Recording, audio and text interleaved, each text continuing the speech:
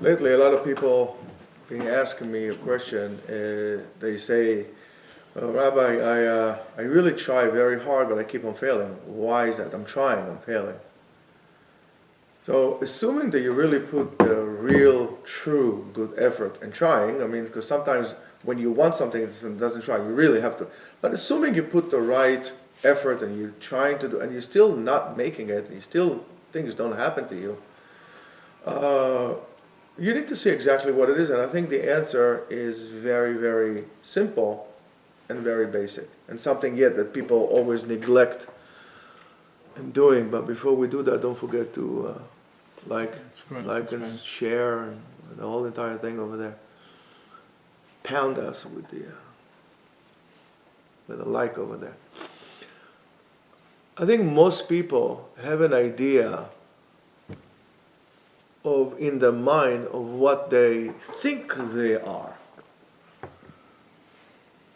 But the truth of the matter is, it's not really who they are and where they are holding. I do believe that the reasons for a lot of people's lack of success, and you see I'm not using the word failure, I'm using the word lack of success, is because they did not come to terms of where are they holding, where are they right now, what are they doing, and who they are. You need to define who you are in order to define who you would like to be. Because if you don't know who you are, you will never be able to become anything. So you need to say, okay, right now I'm here. For example, let's say you want to be able to run a marathon. I'm not talking about the Olympics, I'm talking about you want to run a marathon. So you say, okay, I'm going to run a marathon. You put on your shoes. You go and you buy some nice shoes for like $250. You buy those, those special pants that you have and a special thing, and you buy the water, and you're going to run. You can't make it around the block. Why? Because you neglected to say that you're about 70 pounds overweight. In your mind, I'm not fat. I mean, you look at most people who are overweight, they look in the mirror and they say, listen, I look pretty good. I'm a little heavy, but not. But you take a picture of them and they say, oh my goodness, that's me.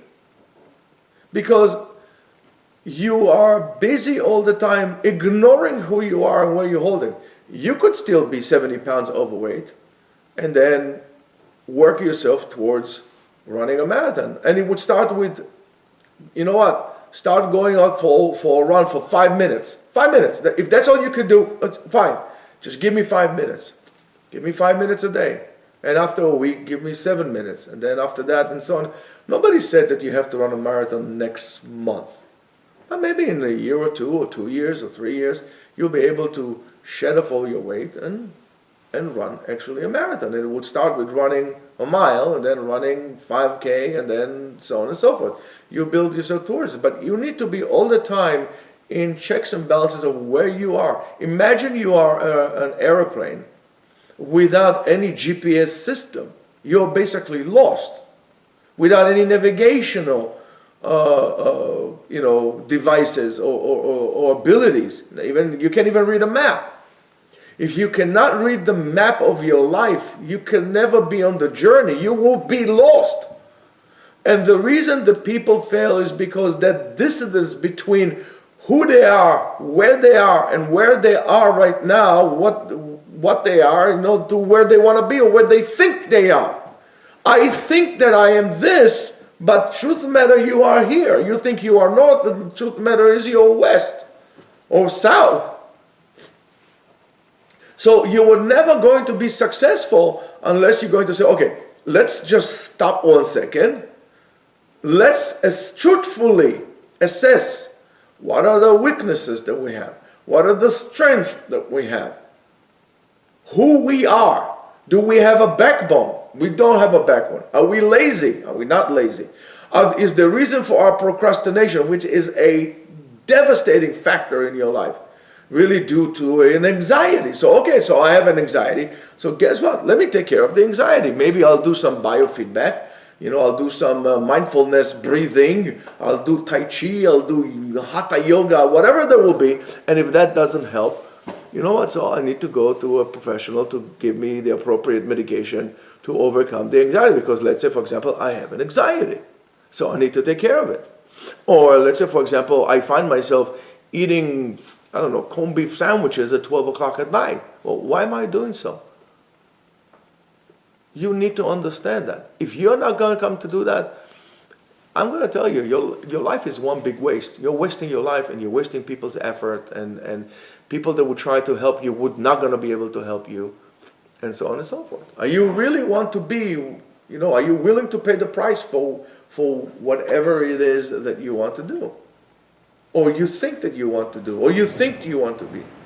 If you're not willing to pay the price, speak it. Be truthful. Truthful. Truth is a gateway, is the doorway, should I say, for harmony. If you are not willing to be truthful for who you are, or what problems do you have, or your downsides, you're never going to be harmonious with your life. So take this time, especially now that it's summer, right? That you still have energies to go out to do things. Start with taking care of your health. Start taking care of your mental health, of your persona, of who you are. Come to terms with that and do something about it. Otherwise, I'm telling you, if you're 20 or 25 or 30 or 40 years old, from this point on in life, it's one big waste. One big waste. And you're not going to be a happy person. And you're going to have unhappy married life. And you're going to have unhappy kids. You're wasting everybody's effort. So do it. Take it to heart and change it. If you need help, you know where to find me. Have a great day.